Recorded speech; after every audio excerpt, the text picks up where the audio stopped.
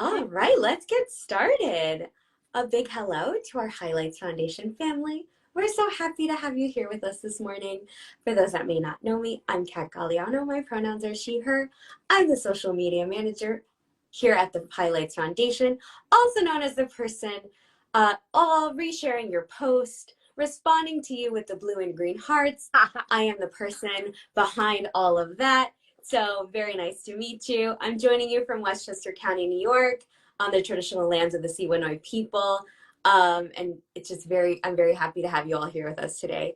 Apart from all the very cool and fun things I get to do at the Highlights Foundation, one of my greatest joys, if not the greatest joy truly, is getting to celebrate the book birthdays of our community members, friends, and family and friends, because your wins are our wins. And today I have the honor of celebrating our friend and faculty, Keridan, who is celebrating their latest YA book, Realm United, the final book. Here it is in the Full Serpent Chronicle trilogy. We're so excited to welcome you, Katie. Thank you so much for joining us today. But before we dive in, I want to remind our viewers that joining in any Highlights Foundation spaces and sessions to do so with no hate, no harm, and no harassment of any kind. And now let's get started. First, I want to take a deep breath with all of you, because Katie, you just completed a whole fantasy trilogy, which is no easy feat. Like, that is so incredible to me because this book is a big baby, and then multiply that by 3 is a lot of book babies that are very big. So wow. And now that Realm United is out in the world and in the hands of your readers, how do you feel? How does that feel? What are you feeling? Tell me everything. That's a great question. Such a mixture of feelings. On the one hand, I love the way the trilogy was able to be wrapped up, and that is such a feeling as an author to actually be able to love the way that your series ended and where I left off with all the characters. And so I was really excited, very pleased, also exhausted. 3 books years was a lot. It was also a phenomenal opportunity, so no complaints here. But it was my life for 3 years. It was write, publish, promote it, write, publish, get it out there. But it's also bittersweet because this world and these characters have lived in my mind and my heart long to feel like I'm closing the door and saying goodbye has definitely been bittersweet. So it's emotions that come up with it. But the nice thing helps me get through the sadness of not spending every day with characters anymore. It's fun to readers. Once a book leaves an author's mind and actually takes form and is in a condition that someone else can read it, then the characters don't just belong to me anymore. And I love that. They're out in the world for anyone to enjoy now. Isn't that so special? You're like, they've been living with me in my head, in my computer, in my hands for so long, and now it's like off you go into all the readers' hands now. So my second question is, now we're going to reflect a little bit. What inspired this story? How did you get all of this onto the page? That is a question. I have been a lifelong reader. I grew up in the middle of nowhere on a ranch in Texas, and besides my horse and my other animals, books were my best friends.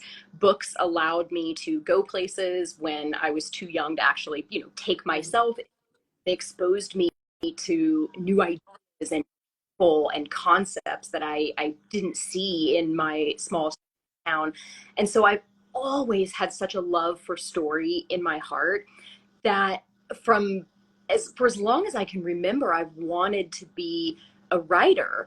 And I have no doubt that all of the stories I consumed as a child nestled inside me, stayed with me, and formed the foundation for the kind of stories that I wanted to tell and that I love to tell are stories where things are hard.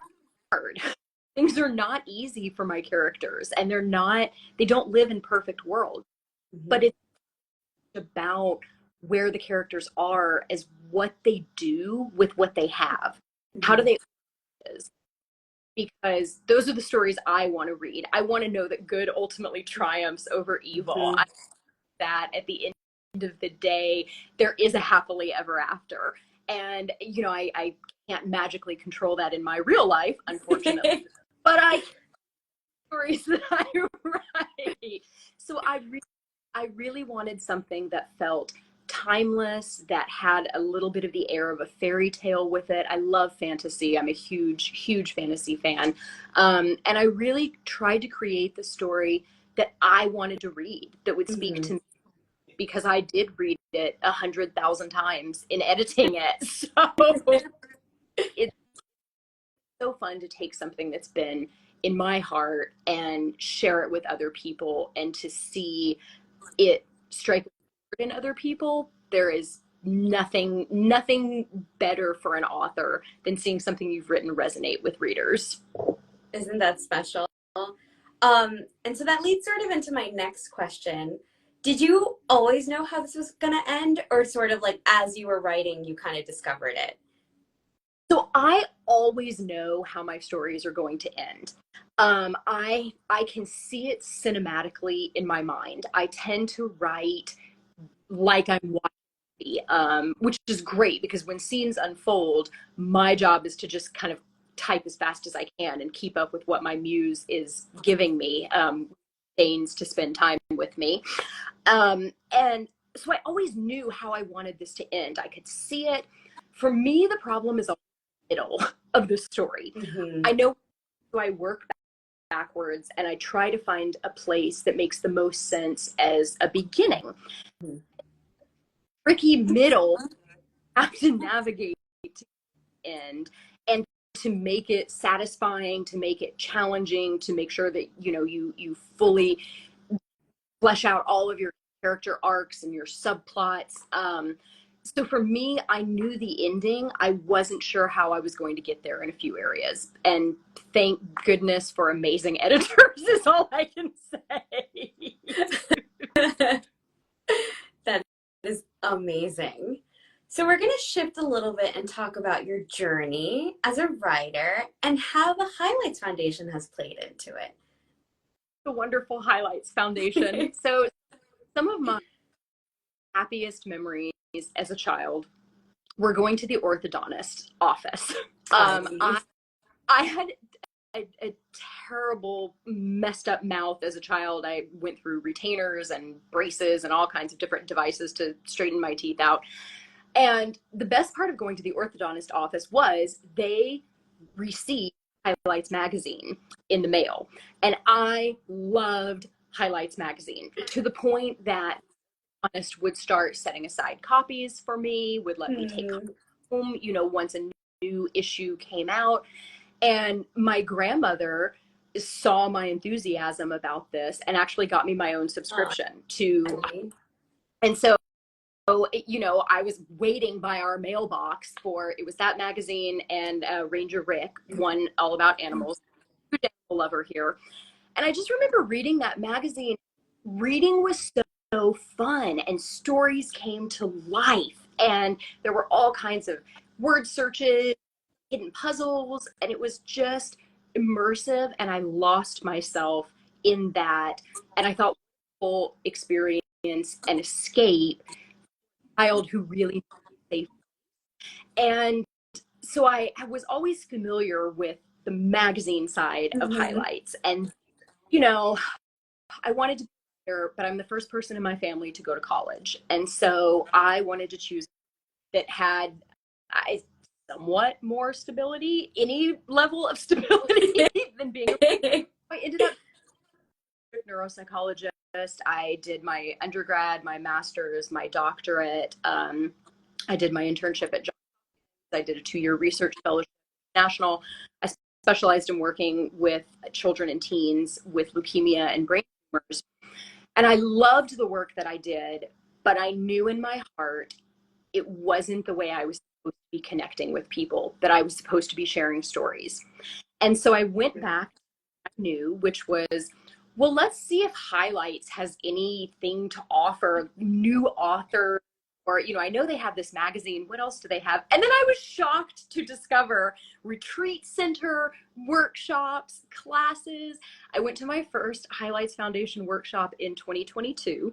I was there to work on a middle grade book, but I actually spent most of the time working on Blood Oh, Divided, wow. the second book in my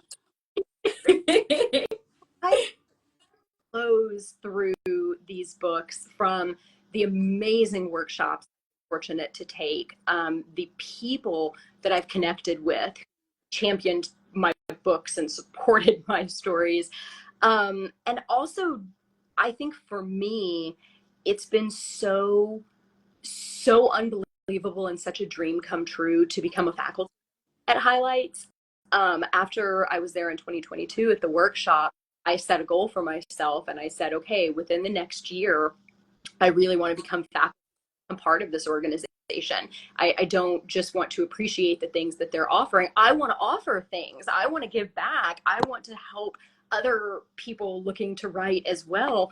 And I was able to become a part of this amazing family and offer workshops this year. I will be offering, we're in the process of planning workshops for 2025. Yay. So it's incredibly exciting, and I can't express my gratitude enough for being so welcomed into such an incredible family. And to be part of that is, like I said, dream come true. The little me is just so excited. Aw. And that's sort of like everything you've said is sort of me as the person who works for Highlights is sort of like that feeling of what you're talking about is like the feeling that I want to capture and sort of send back. And so as the person that works here, I'm like, I want to take the people that either are community members or are faculty or are just people that retreat with us. I want to celebrate them and their wins. So I'm like, this is how the book birthday started. This is how Celebration Station happened. This is how Cover Reel started. Because I'm like, we have to celebrate everyone's wins. And so this is how this started. So this is why I'm like, thank you everyone who has taken a leap of faith with us and done a book birthday with us and has done a cover reveal with us and has sent in their good information and their scholarship stories. So I'm like, thank you, thank you, thank you. Because this is exactly like the full circle moment of like, what we want is for you to come and take a class with us, eventually possibly become faculty and come do a book birthday with us. And it's like a beautiful kind of like full circle moment that just keeps going because we want to keep celebrating each other as our careers grow and keep going and just keep celebrating and supporting each other because this is a long road and the whole thing is to keep going. So the whole point is to keep our community growing and going and supporting each other. So thank you for taking that leap of faith and Googling and finding us because now look where we've landed and we have each other now and it's just like a beautiful thing. So thank you, thank you. The love is pouring right back to you. As you said, it's a long road and it is a lonely business being a writer. I mean, you have all these characters that live with you basically, but most of the time it's you over your computer just Yeah. typing. And so to have these kind of Yes. celebrations and connect with people in person and virtually, it's phenomenal for authors who are spread out all over the world to be able to connect. Truly.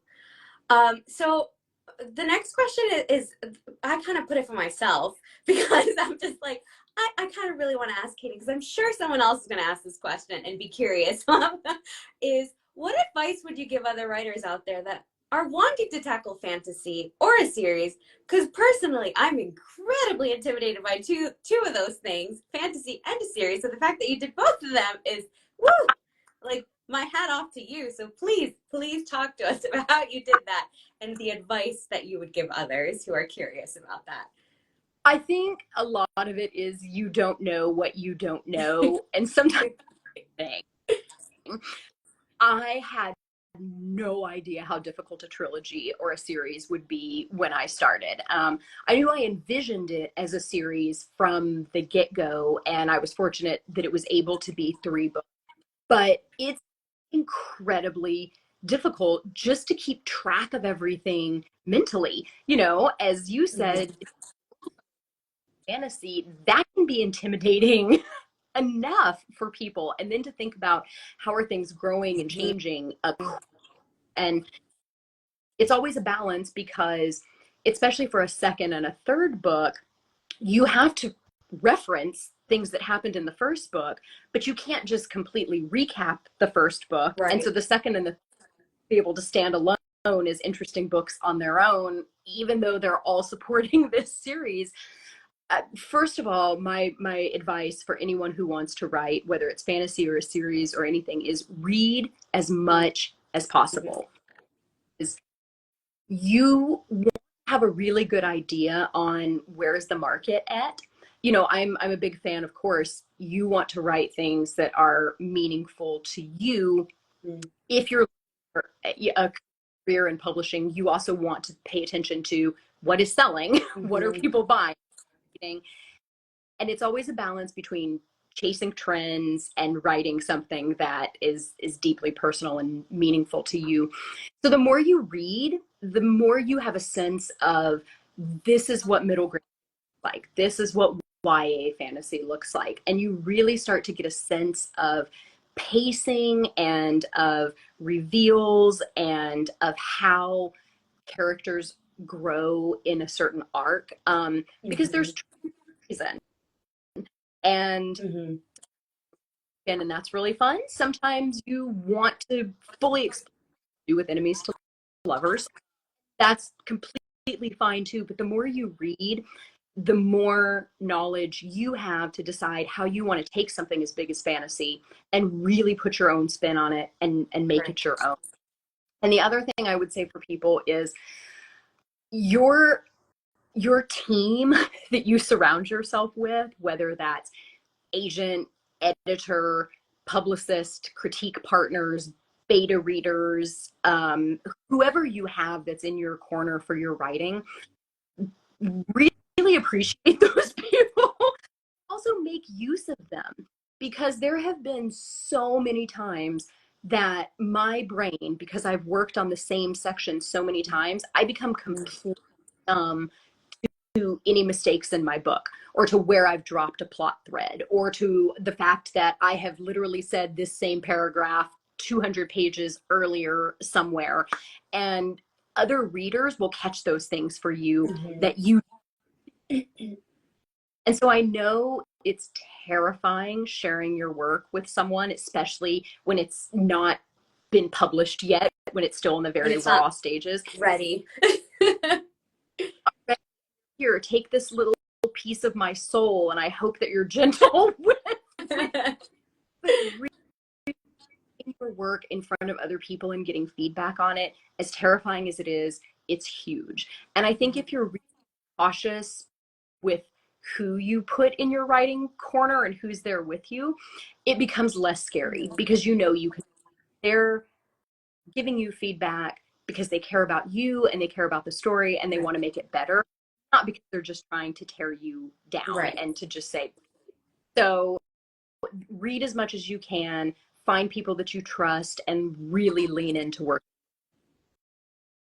Amazing. So our final question, which tears, I'm already sad we're ending our conversation soon, but what do you hope kids and teens will take away from your book?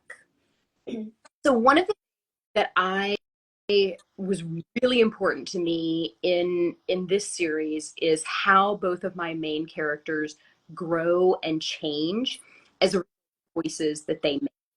And I that anyone who reads these books realizes that you have the power to be the person you want to be. Terrible things may have happened to you. Mm-hmm. Um, you may not have had anywhere close to the life that you deserve or the life that you would like to have.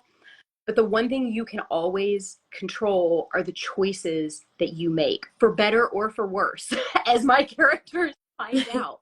But I think it's so important for people to know that if there's something maybe they're not within their self, they don't have to stay there. They don't have to stay feeling sad or alone or dis people around them. They can make choices to do differently, to try new things. And I think that's such a beautiful aspect of being a living, breathing human is make different choices and do things differently. And if we learned something that didn't work, go else. And that's coming from a recovered perfectionist. It's a lot easier now than that was, 20 years ago in my life.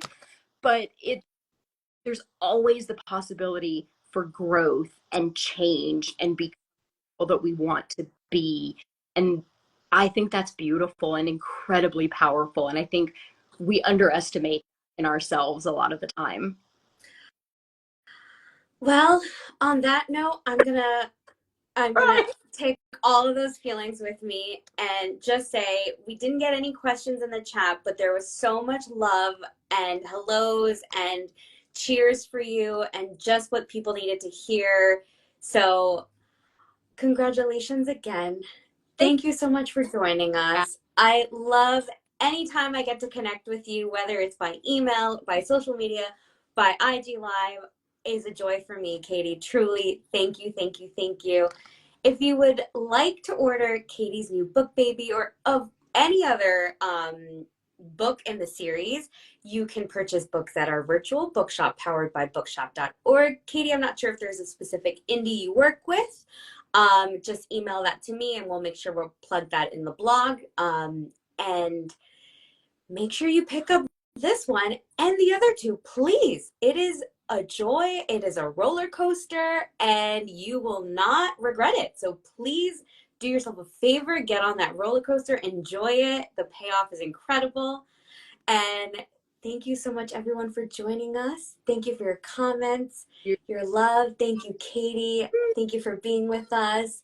And thank you, everyone. Take care of yourselves and be well out there. Um, and have a great week, everyone. Thank you. Bye, Katie. Thank you Thank you, everyone. so much. Bye. Bye.